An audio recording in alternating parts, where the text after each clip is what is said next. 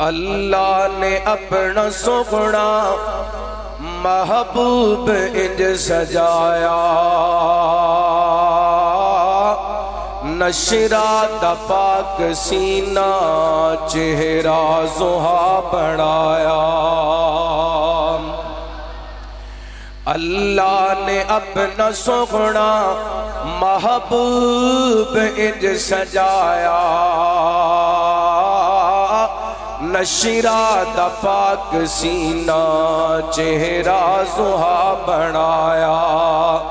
چن چوتویں دے نالوں چمکے سونی پیشانی، رب نے بڑھایا سوہنا مکھڑا جدا نورانی۔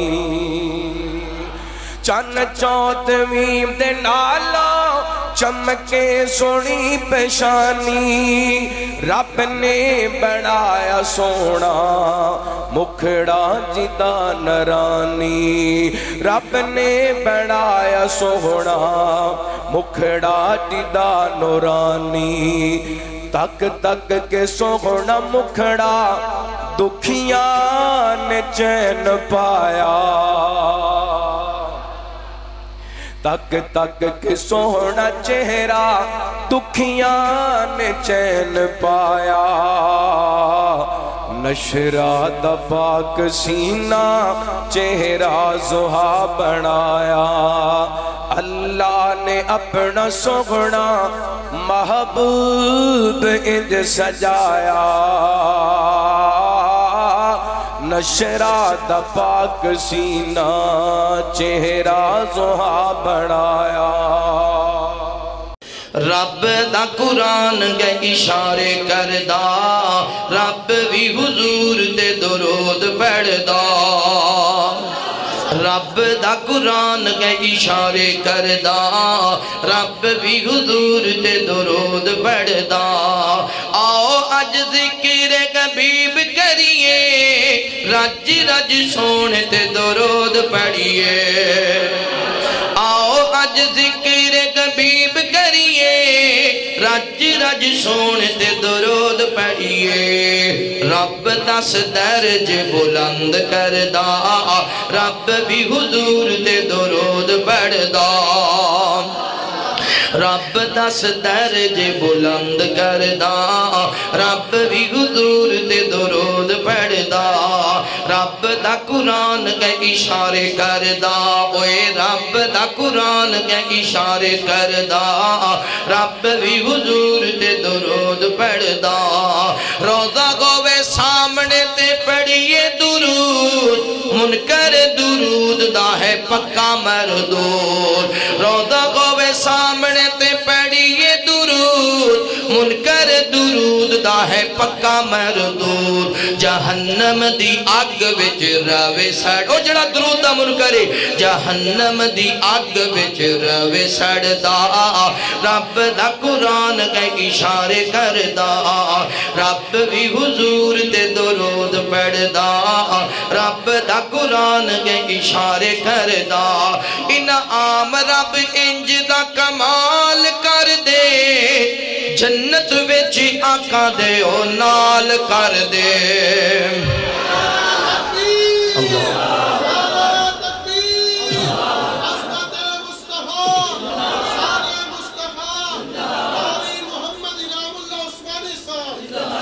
انعام رب انج دا کمال کر دے، جنت وچ آقا دے او نال کر دے۔ اوتھے بھی رواں، اوتھے بھی رواں میں درود پڑھدا، اوتھے بھی رواں میں درود پڑھدا، اوتھے بھی رواں میں درود پڑھدا۔ رب دا قرآن کے اشارے کردا، رب بھی حضور تے درود پڑھدا، اوے رب بھی حضور تے درود پڑھدا۔ رب دا قرآن کے اشارے کردا۔ اما بعد فإن خير الحديث كتاب الله وخير الهدي هدي محمد صلى الله عليه وسلم وشر الأمور محدثاتها وكل محدثة بدعة وكل بدعة ضلالة وكل ضلالة في النار۔ اعوذ باللہ من الشیطان الرجیم۔ سبحان الذي اسرى بعبده ليلا من المسجد الحرام الى المسجد الاقصى۔ تمام قسم کی تعریفات اور حمد و ثنا اللہ مالک الملک کے لیے ہیں، جو تمام کائنات کے خالق، مالک اور رازق ہیں، جو اپنے بندوں پر بے شمار انعامات کرنے والے ہیں، جو ہمیشہ سے ہیں اور ہمیشہ ہی رہیں گے، نہ جن کی ذات میں کوئی شریک ہے، نہ جن کی صفات میں کوئی شریک ہے۔ حمد و ثنا کے بعد لاکھوں کروڑوں درود و سلام ہو اس ہستی اقدس و مقدس پر کہ جن کا نام نامی اور اسم گرامی حضرت محمد الرسول اللہ صلی اللہ علیہ وآلہ وسلم ہے، جنہیں تمام کائنات کا ہادی، رہنما، مقتدی، پیشوا، رہبر، امام بنا کر بھیجا گیا، اور جن کے قلب اطہر پر اللہ رب العزت نے اپنی آخری کتاب حمید کو نازل فرمایا۔ حمد و ثنا اور درود و سلام کے بعد لاکھوں رحمتیں ہوں آپ کے صحابہ پر، تابعین پر، تبع تابعین پر، واعظین، مبلغین، محدثین، مصنفین، مفسرین پر، علماء، خطباء اور دعات پر کہ جن کی وجہ سے اسلام ٹھیک اور مکمل حالت میں ہم تک پہنچا۔ چھوٹا معزز سامعین گرامی قدر، عصر حاضر میں اس وقت امت مسلمہ کو جو چیلنجز درپیش ہیں ان کی طرف بڑھنے سے قبل ایک عام فہم بات بھی آپ کے سامنے رکھنی ہے۔ افحسبتم انما خلقناکم عبثا، کیا تم نے گمان کیا کہ تمہیں اللہ رب العزت نے بغیر کسی مشن کے، بغیر کسی نقطہ نظر کے، بغیر کسی نظریے کے پیدا کیا ہے، کہ تمہیں پیدا کیا ہے بس، اور اس کا کوئی مقصد نہیں ہے، مقصد حیات نہیں ہے، مقصد تخلیق کائنات نہیں ہے۔ افحسبتم انما خلقناکم عبثا، کیا ہم نے تمہیں بلا سبب پیدا کیا؟ کیا تمہاری تخلیق کا کوئی مقصد نہیں ہے؟ اللہ رب العزت نے جو بھی تخلیق کیا اس کا ایک مقصد ہے، اس کا ایک سبب ہے۔ انسانوں کو وما خلقت الجن والانس الا لیعبدون، جنوں انس کو بھی اللہ تعالیٰ نے پیدا کیا، اپنی عبادت کے لیے پیدا کیا۔ آپ غور کریں، اگر تخلیق کا مقصد کچھ نہ ہوتا، اگر میری اور آپ کی پیدائش کا مقصد ہی کچھ نہ ہوتا، تو قرآن پاک جو انسان کے اعمال کی ریکارڈنگ کے اطوار سے، انداز سے بھرا پڑا ہے، ما یلفظ من قول الا لدیہ رقیب عتید، انسان حلق سے کوئی آواز ایسی نہیں نکالتا کہ جس کو ریکارڈ کرنے والے فرشتے ریکارڈ نہیں کر لیتے۔ اور انسان کے ذہن میں یہ بات آ سکتی ہے کہ الفاظ منہ سے ادا ہوئے تو ریکارڈ ہو گئے، تو جو اعمال ہو رہے ہیں، جو حرکات ہیں، جو سکنات ہیں، اذ یتلقی المتلقیان عن الیمین وعن الشمال، کرامن کاتبین، دائیں بھی بیٹھے ہیں، بائیں بھی بیٹھے ہیں، جو عمل کرتے ہو نوٹ فرما لیتے ہیں، جو عمل کرتے ہو، جو لفظ منہ سے نکلا ریکارڈ ہو گیا، جو ہاتھ اٹھا ریکارڈ ہو گیا، جو قدم بڑھا ریکارڈ ہو گیا، جو پلک جھپکی ریکارڈ ہو گئی، جو غیر محرم کے چہرے پہ نظر پڑی ریکارڈ ہو گئی، ہر چیز کی ریکارڈنگ ہے۔ اور ذہن میں پھر بھی یہ خیال آ سکتا ہے کہ ہم نے تو حدیث میں پڑھا ہے کہ نیکی کا جو خیال ہے وہ بھی نیکی ہے، یہ جو اعمال ہیں اس کی ریکارڈنگ تو فرشتوں نے کر لی، الفاظ کی ریکارڈنگ تو فرشتوں نے کر لی، یہ جو دل میں اٹھنے والا خیال ہے اس کی ریکارڈنگ کون کرتا ہے؟ نحن اقرب الیہ من حبل الورید، اس کی ریکارڈنگ وہ رب کرتا ہے جو کہتا ہے وَنَعْلَمُ مَا تُوَسْوِسُ بِهِ نَفْسُ، تمہارے دل کے اندر بھی جو خیال آتا ہے تمہارا رب اسے ریکارڈ کر لیتا ہے، دل کے اندر بھی جو خیال آتا ہے اس کو تمہارا رب ریکارڈ فرما لیتے ہیں۔ یہ جو ریکارڈنگ ہے، اگر آپ نے سمجھا مجھے اور آپ کو بلا سبب پیدا کیا گیا، تو ریکارڈنگ کا اتنا عمدہ سسٹم اللہ کیوں بناتا؟ کیسی ریکارڈنگ ہوگی؟ قرآن کی آیات اور احادیث اس اکیلے موضوع کے اوپر بھری پڑی ہیں، لیکن ریکارڈنگ کا جو انداز ایک جگہ سورہ کہف کے اندر، آواز درست کریں، آواز درست کر دیں، جو ریکارڈنگ کا انداز قرآن پاک کے اندر موجود ہے وہ یہ ہے کہ انسان کل اپنی یہ جو ریکارڈنگ ہے اس کو دیکھ کر حیران رہ جائے گا، پریشان رہ جائے گا، حتیٰ کہ وہ الفاظ بھی قرآن پاک میں موجود ہیں، وہ کیا کہے گا؟ ما لی ھذا الکتاب ما لهذا الکتاب لا یغادر صغیرۃ ولا کبیرۃ الا احصاها، اے اللہ یہ کیسی ریکارڈنگ ہے جس نے نہ کوئی چھوٹا عمل چھوڑا نہ کوئی بڑا عمل چھوڑا۔ تو جواب میں اللہ تعالیٰ کیا کہیں گے؟ اقرأ کتابک کفی بنفسک اليوم علیک حسیبا، آج حساب کتاب میں رب کیا کروں؟ بل الانسان علی نفسہ بصیرا، ہر انسان اپنا حساب کتاب کرنا چاہے تو کر سکتا ہے۔ ہر انسان کو پتا ہوتا ہے میں نے نیکی کا کام زیادہ کیا یا برائی کا کام زیادہ کیا ہے، یہ آپ اور میں بھی جانتے ہیں۔ اللہ تعالیٰ کل قیامت کے دن کہے گا اقرأ کتابک کفی بنفسک اليوم علیک حسیبا، اپنی یہ جو ریکارڈنگ ہے 1:01 کے اوپر سبحان اللہ کہا، 1:02 کے اوپر جھوٹ بولا، 1:03 کے اوپر غیبت کی، 1:04 کے اوپر گالی دی، یہ ریکارڈنگ اس طرح ہونی ہے۔ میں نے اور آپ نے کیا سمجھا ہوا ریکارڈنگ کو؟ ایک ایک لمحے کی ریکارڈنگ ہونی ہے، ایک ایک لمحے کی ریکارڈنگ انسان کے سامنے جب چل رہی ہونی ہے تو اللہ نے کہنا ہے اپنی ریکارڈنگ خود پڑھ لے، تو اپنا حساب خود کر لے، اپنے رب کے بارے میں یہ گمان نہ کری کہ اس نے ظلم کیا ہے۔ انسان اپنی ریکارڈنگ کو دیکھ کے خود پہچان لے گا کہ میرا انجام اچھوں میں ہونے والا ہے یا بروں میں ہونے والا ہے۔ عصر حاضر میں اس وقت امت مسلمہ کو 2 مسائل درپیش ہیں، جس کا دباچہ یہ ہے کہ جانور بھی اٹھتے ہیں، جانور بھی اپنے بچوں کی پرورش کرتے ہیں، جانور بھی کھانا پینا کھاتے ہیں، جانور بھی رزق کھاتے ہیں۔ کیا انسانوں کی اور جانوروں کی زندگی میں کوئی فرق ہونا چاہیے کہ نہیں ہونا چاہیے؟ اگر آپ کا کام بھی ہر روز اٹھ کے دکان کا شٹر کھول کے اور سارا دن محنت مزدوری کر کے اور اپنے آپ کو یہ سمجھنا میں نے نیکی کا کوئی بہت بڑا کارنامہ انجام دے دیا ہے، تو جانور بھی بیوی بچوں کو پالتے ہیں، جانور بھی اپنی اولاد کو پالتے ہیں، جانور بھی رزق کے پیچھے بھاگتے ہیں۔ اور اگر آپ یہ سمجھتے ہیں هل ننبئكم بالاخسرین اعمالا الذین ضل سعیهم فی الحیاۃ الدنیا وهم یحسبون انهم یحسنون صنعا، کیا آپ کو بتائیں کہ بدترین خسارے میں جانے والے لوگ کون سے؟ وہ لوگ ہیں جو پوری زندگی صرف دنیا کی زندگی کو کمانے کے لیے بھاگ رہے ہیں، اور وہ سمجھتے ہیں ہم تو بیوی بچوں کا پیٹ پالتے ہیں، یہ تو بڑا نیکی کا کام ہے۔ فلا نقیم لهم یوم القیامت وزنا، جو اپنی زندگی کے اندر نظریے کو مشن کو مائنس کر کے چلتا ہے اور اس کی زندگی میں صرف کمائی ہی نقطہ نظر ہے، ان کا کل قیامت کے دن نامہ اعمال بھی نہیں تلنا، ان کے لیے میزان بھی قائم نہیں ہونا، کیونکہ انسانوں کی اور جانوروں کی زندگی میں ایک فرق ہے۔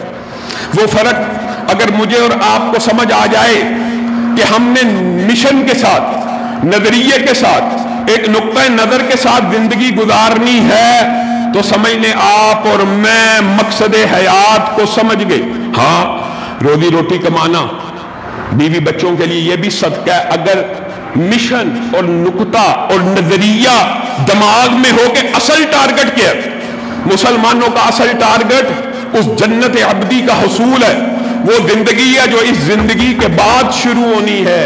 اگر یہی زندگی صرف اچھی گزارنا مقصد ہو، صرف اسی زندگی کو راستہ پہ راستہ کرنا مقصد ہو، صرف اسی زندگی کے لیے بینک بیلنس، گھر، کوٹھیاں، بنگلے بنانا مقصد ہو، تو آپ کی اور میری زندگی جانوروں جیسی زندگی ہے اگر ہم نے اپنے ساتھ کوئی نظریہ نہیں رکھا۔ ہمارا نقطہ نظر اور نظریہ ایک تو خالق مالک کو خوش کرنا ہے، اور دوسرا نقطہ نظر اور نظریہ آج امت مسلمہ جس گمبھیر مسائل کا شکار ہے، ان میں سے وہ مسجد اقصیٰ تو بڑی دور کی بات ہے، اس مسجد اقصیٰ کی بات میں کیا کروں؟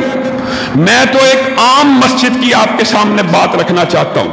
من بنا للہ مسجد، جو اللہ کے لیے ایک مسجد بناتا ہے اللہ تعالیٰ جنت میں اس کا گھر بنا دیتے ہیں۔ یہ ایک عام مسجد کے بارے میں ہے، اور مسجدیں زمین کی پشت کے اوپر اللہ رب العزت کے سب سے پاکیزہ مبارک مطہر مقامات ہیں، اور بازار اللہ رب العزت کے سب سے ناپسندیدہ مقامات ہیں، اور رسول اللہ صلی اللہ علیہ وسلم کی بعض احادیث اس بات کے اوپر دلالت کرتی ہیں کہ جس طرح انسان رات کو سر اٹھاتا ہے، آسمان کے ستاروں کو دیکھتا ہے، اور رات کے پہر میں اس کو آسمان کے ستارے چمکتے ہوئے دکھائی دیتے ہیں، اس طرح آسمان کے فرشتے رات کے پہروں میں زمین کی طرف نظر ڈالتے ہیں، اور زمین کی پشت کے اوپر جو مساجد ہوتی ہیں وہ آسمان کے ستاروں کی طرح چمک رہی ہوتی ہیں۔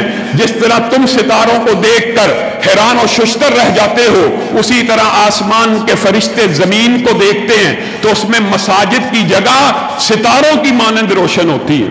یہ مساجد اللہ کے وہ گھر ہیں کہ یہاں پہ پوری مسجد بنانے کا جو اجر و ثواب ہے وہ جنت میں گھر نہیں ہے، بلکہ حدیث کے الفاظ یہ ہیں کہ جس نے ایک پرندے کے گھونسلے کے برابر مسجد بنائی، ایک پرندہ اس کا بڑا گھونسلہ، ایک پرندہ اس کا چھوٹا گھونسلہ، چڑیا کا گھونسلہ کتنا ہوتا ہے؟ چڑیا کا گھونسلہ، اب چڑیا کے گھونسلے جتنی مسجد بن سکتی ہے، اگر بن بھی جائے اس کے اندر نماز کون پڑھے گا؟ اس حدیث کا مفہوم اور اس حدیث کا مطلب یہ ہے کہ جس نے چڑیا کے گھونسلے کے برابر بھی مسجد کی جگہ میں حصہ ڈالا، اس کا بھی جنت میں اللہ رب العزت گھر بنا دیتے۔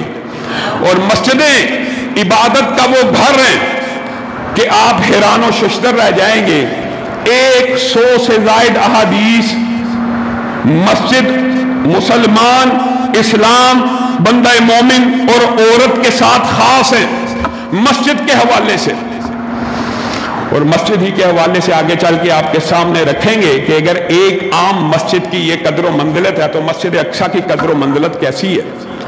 آپ ایک بات بتلائیں، رسول اللہ صلی اللہ علیہ وسلم نے یہ مسجدیں اسلام کے ایک اہم رکن نماز کو ادا کرنے کے لیے بنائی جاتی ہیں، اور نماز اسلام کے بنیادی اراکین میں سے ہے۔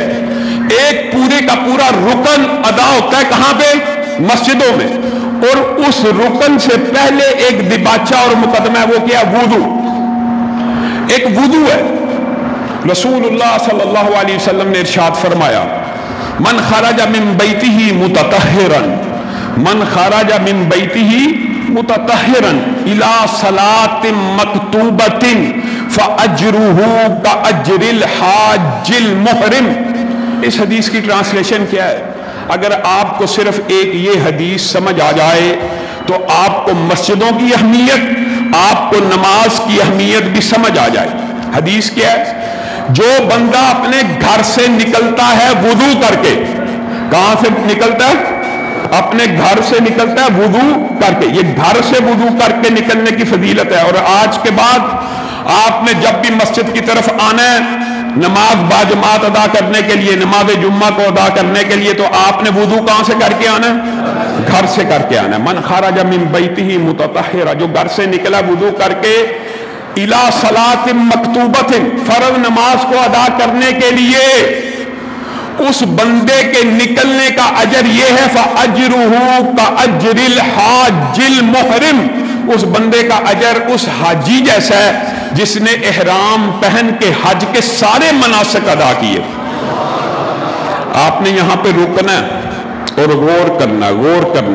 ایک حاجی جو احرام پہن کے حج کرتا ہے، دیگر حدیث بھی آپ نے سنی نہیں ہے، فلاں عمل کرو تو حج کا ثواب، فلاں عمل کرو تو حج کا ثواب، لیکن یہاں پہ اجر کا ذکر ہے، فَأَجْرُهُ كَأَجْرِ الْحَاجِّ الْمُحْرِمِ، اس حاجی کی طرح جس نے احرام پہن کے پورا حج کیا۔ اس کا کیا مطلب ہے؟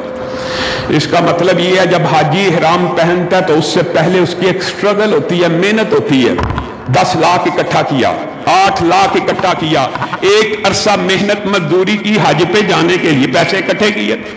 احرام پہننے سے پہلے کے جو مراحل ہیں وہ بھی نیکی کے مراحل ہیں، اور پھر جب احرام پہن کے پورے مناسک ادا کیے، وہ جو ساری صعوبتیں اور تکلیفیں حاجی نے سہی ہیں، یہ اکیلے ایک وضو کر کے نکلنے والے کا اجر ہے۔ اب یہاں پہ رکیے، یہ گھر سے نکلنے کا اجر بیان ہو رہا ہے کہ نماز ادا کرنے کا؟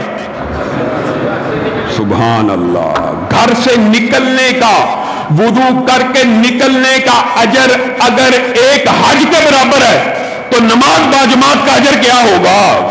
آپ خود اندازہ کر لیجیے۔ ایک دن میں 5 حج بندہ مسلم بندہ مومن کر سکتا ہے، اور یہ ساری کی ساری فضیلت عورت کو گھر بیٹھے بھی مل جاتی ہے، مسجد آئے تو بھی ملے گی، اور اگر مسجد نہ آئے گھر کے اندر وقت کے اوپر نماز پڑھتی ہے تو وہ بھی اس فضیلت سے محروم نہیں ہے۔ پھر آئیے، یہ مسجدیں ان کے اندر صرف ایک اجر و ثواب نہیں ہے۔ ڈاکٹر فضل الہی کی ایک کتاب ہے نماز باجماعت کی اہمیت اور فضیلت، اس کو اگر آپ مطالعے میں لے کے آئیں آپ حیران رہ جائیں گے کہ نماز کے ساتھ اجر و ثواب کی کتنی حدیثیں ہیں۔ میں نے آپ کو کہا محدثین نے لکھا ہے اس مسجد کے ساتھ بندہ مومن کا جو تعلق ہے اس حوالے سے 100 سے زائد حدیث ہے، 100 سے زائد۔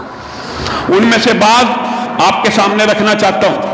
ان اللہ و ملائکتہ یصلون علی الصف الاول، اللہ اور اس کے فرشتے پہلی صف والوں پہ درود بھیجتے ہیں۔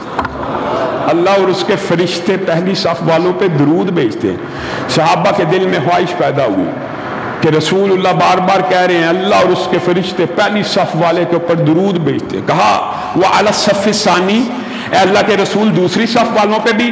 تو رسول اللہ صلی اللہ علیہ وسلم نے کہا ہاں، اللہ اور اس کے فرشتے دوسری صف والوں کے اوپر بھی درود بھیجتے۔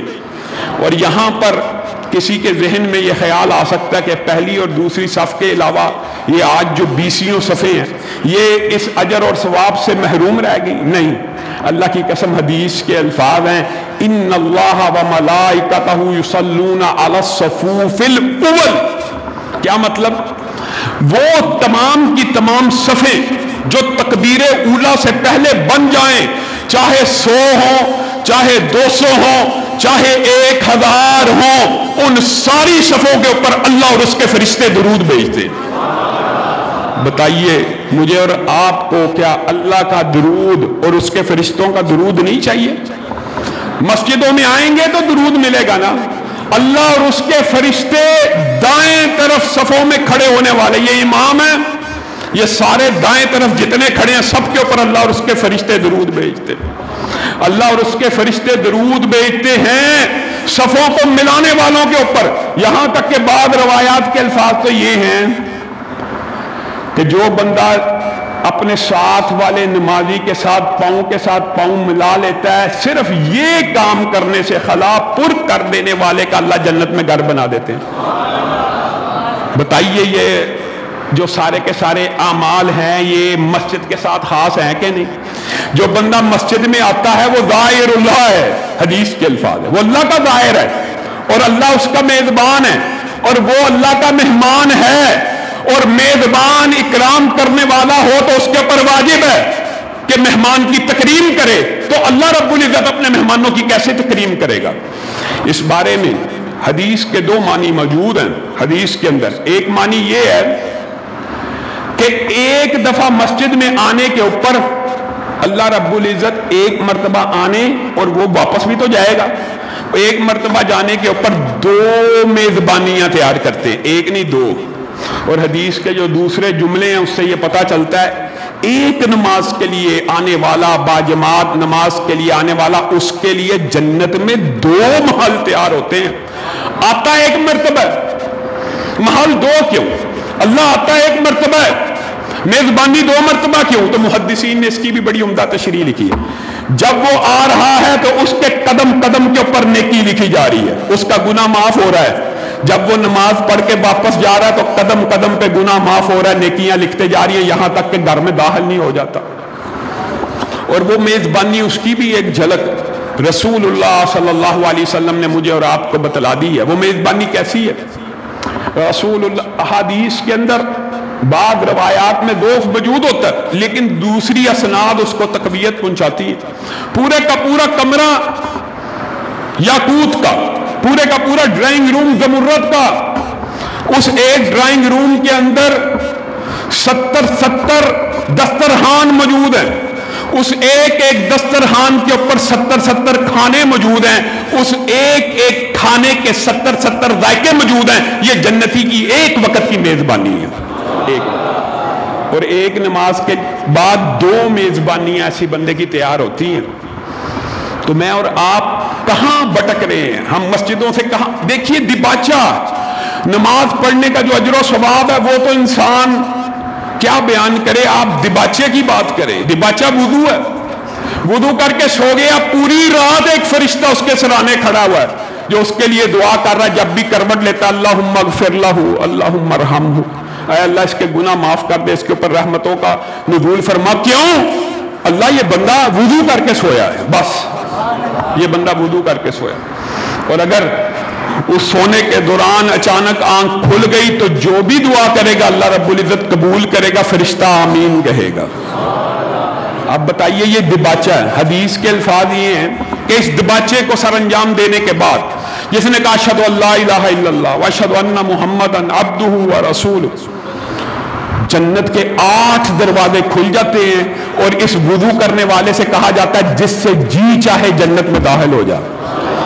ابھی نماز پڑھی، ابھی وضو کر کے آیا اور صرف یہ جملے کہہ رہا ہے تو اللہ نے جنت کے دروازے کھول دیے ہیں، میزبانیاں تیار کر دی ہیں، حج کا ثواب لکھ دیا ہے.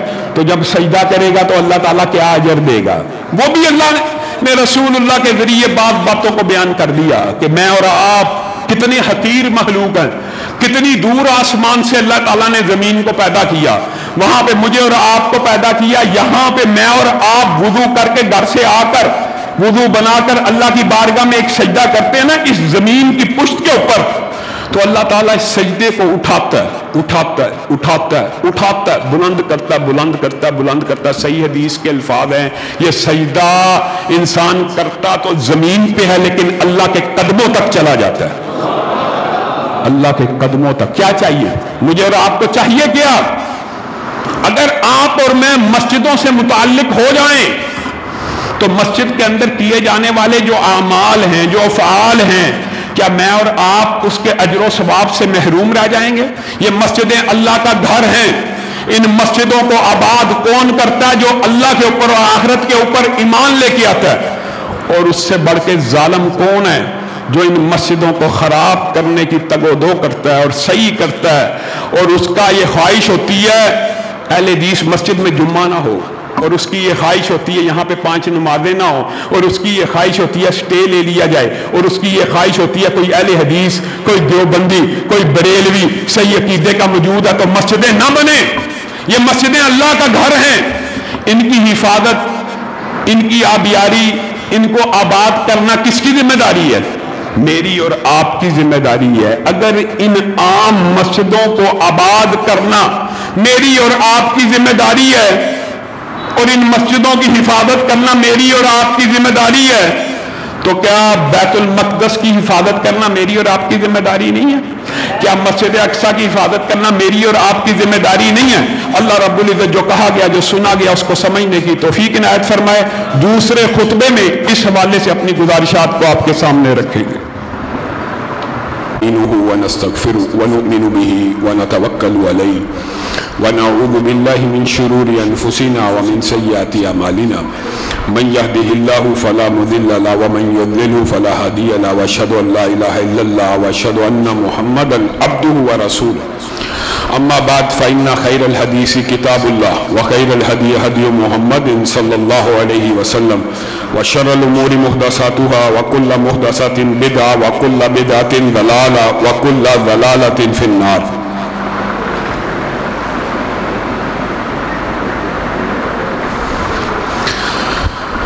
معزز سامعین گرامی قدر، مسجد اقصی کے حوالے سے آپ کو پتہ ہے اس وقت پوری دنیا کے جو مسلمان ہیں وہ بےتاب ہیں اور وہ لاہ عمل پوچھنا چاہتے ہیں مسلمانوں سے، علماء سے کہ ہم کیا کیا کر سکتے ہیں اور کیا کیا کرنا چاہیے. سب سے پہلی بات تو یہ ہے کہ ہمارے معاشرے میں کچھ سکالرز آف ڈالرز بھی ہیں جو لوگوں کو اس بات کے اوپر گائیڈ کر رہے ہیں. حتیٰ کہ ایک بدبخت نے تو یہاں تک کہہ دیا مسجد اقصی مسلمانوں کا قبلہ اول ہی نہیں ہے. یہاں تک بھی وہ جہلم کا ایک شخص ہے، وہ غامدی صاحب ہیں. یہ آپ ان علماء کی ذرا نقطہ نظر، مسلمانوں کا کون سا قبلہ اول ہے جی کہ مسجد اقصی کے اوپر تاریخی طور پہ، آئینی طور پہ، قانونی طور پہ جی یہودیوں کا حق ہے.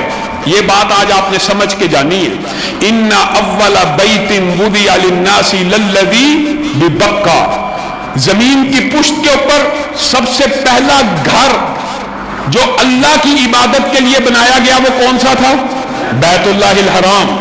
اور صحیح حدیث کے الفاظ ہیں, آپ نے یہ صرف حدیث ذہن میں رکھنی ہے کہ بیت اللہ الحرام کے 40 سال بعد بیت المقدس یعنی مسجد اقصی کی بنیاد رکھی گئی.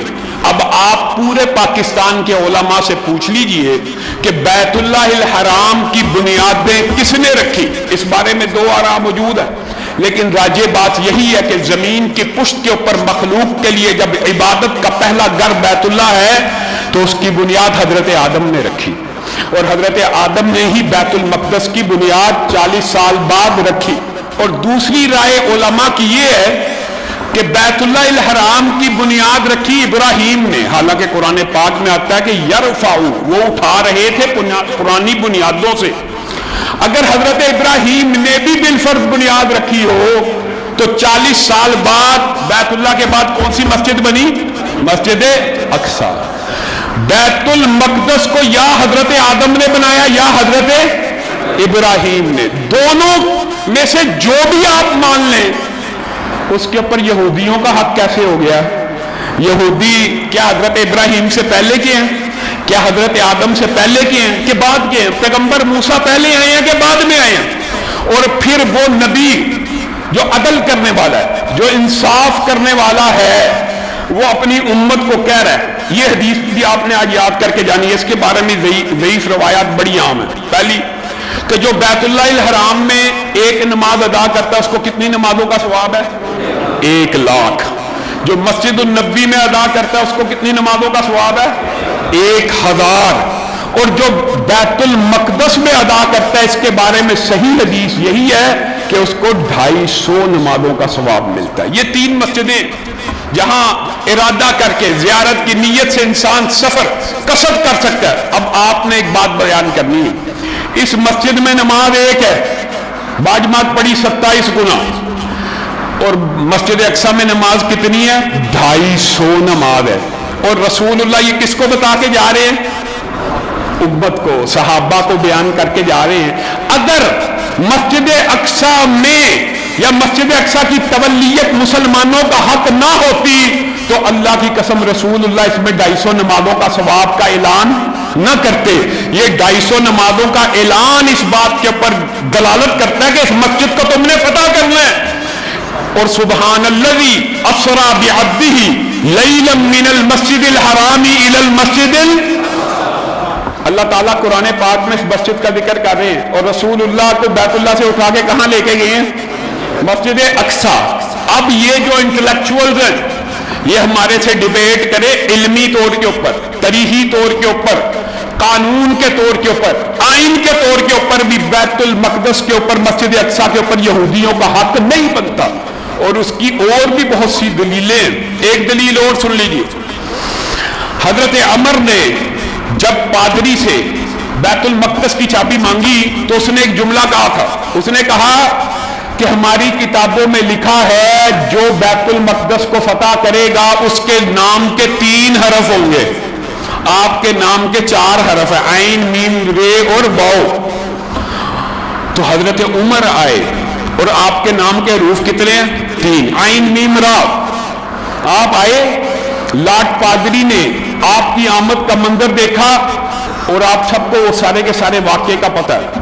وہ آ کے تیزی سے حضرت عمر کے کپڑوں پہ پیوند گننے لگا اور کہنے لگا کہ ہماری کتابوں میں لکھا ہے کہ جو بیت المقدس کی آ کے چابی لے گا وہ ہوگا تو مالک, لیکن اس وقت اس کے اونٹ کے اوپر غلام بیٹھا ہوگا. اور جو بیت المقدس کی آ کے ہم سے چابی لے گا اس کے کپڑوں کے اوپر 17 اور بعض روایات میں 21 اور بعض روایات میں 40 پیوند ہوں گے. وہ گننے لگا. جب 17ویں پیوند پہ پہنچا تو کہنے لگا اس کو چابی دے دو, اس کے کپڑوں کے اوپر بھی وہ نشانی موجود ہے جو ہماری کتابوں میں لکھی ہوئی.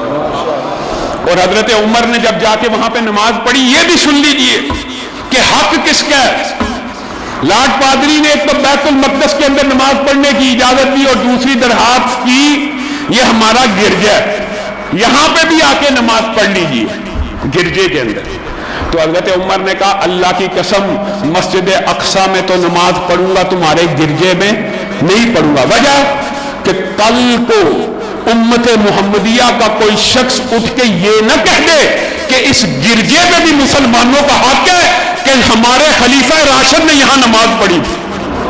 یہ انصاف کرنے والے، یہ عدل کرنے والے خلفاء اور یہ عدل کرنے والا نبی اور رسول اگر اس مسجد کے اوپر حق نہ ہوتا تو 250 نمازوں کی فضیلت بتا کے جاتے، اللہ قرآن میں اس مسجد کا ذکر کر کے جاتے۔ آج مسلمانوں کا صرف حق نہیں ہے بلکہ آج مسجد اقصی تمہیں اور مجھے پکار رہی ہے اور آپ کو صدائیں دے رہی ہے اور آپ سے التجائیں کر رہی ہے، اور اللہ کی قسم علمی ہے، مرثی ہے۔ نوحہ اسلام میں جائز ہوتا تو آج وہ مسجد نوحہ گناہ ہے۔ کہاں ہے مسلمان؟ یہ امت تو اب امت مرحومہ ہو چکی ہے۔ یہ جو فلسطین کا جھنڈا ہم لہراتے ہیں، اور آج انشاءاللہ یہ جمعے کے بعد اس گیٹ کے باہر بھی ہم نے علامتی ریلی کو نکالنا ہے۔ ہم فلسطین تو نہیں جا سکتے، باہر تک تو جا سکتے، جانے کے لیے تیار ہے نا انشاءاللہ۔ ایک شخص بھی پیچھے نہ رہے۔ یہ علامتی احتجاج مسلمانوں کا استحقاق بھی ہے اور مسلمانوں کے پر واجب اور فرض بھی ہے۔ کیوں؟ سن لیجیے، جب بھی اذان ہوتی تھی جیل میں، امام احمد ابن حنبل وضو کرتے اور جیل کے دروازے پہ پہنچ جاتے، وہ دربان آپ کو روکتا اور واپس بھیج دیتا، پھر اذان ہوتی، پھر وہ وضو کرتے دروازے پہ پہنچ جاتے۔ ایک عرصہ بیت گیا، دربان کہنے لگا امام صاحب آپ ہر اذان کے بعد اٹھ کے باہر نکلنے کی کوشش کرتے ہیں، میں ہر اذان کے بعد آپ کو روک دیتا ہوں، آپ کو پتا ہے کہ میں نے آپ کو باہر نہیں جانے دینا، آپ اٹھتے کیوں ہیں؟ تو جواب جو اس وقت امام احمد ابن حنبل نے دیا وہ کردار آج کے مسلمانوں کو اور علماء کو ادا کرنے کی ضرورت ہے۔ امام احمد ابن حنبل نے کہا جس وقت مؤذن حی علی الصلاۃ کہتا ہے، حی علی الفلاح کہتا ہے، تو میرے لیے نکلنا واجب ہو جاتا ہے، میرے پہ یہ فرض ہو جاتا ہے کہ میں نکلوں، اور تو اپنا فرض ادا کر کے ظلم کر کے مجھے روک دیتا ہے۔ جب تک یہ اذان بلند ہوتی رہے گی امام احمد ابن حنبل نکلتا رہے گا۔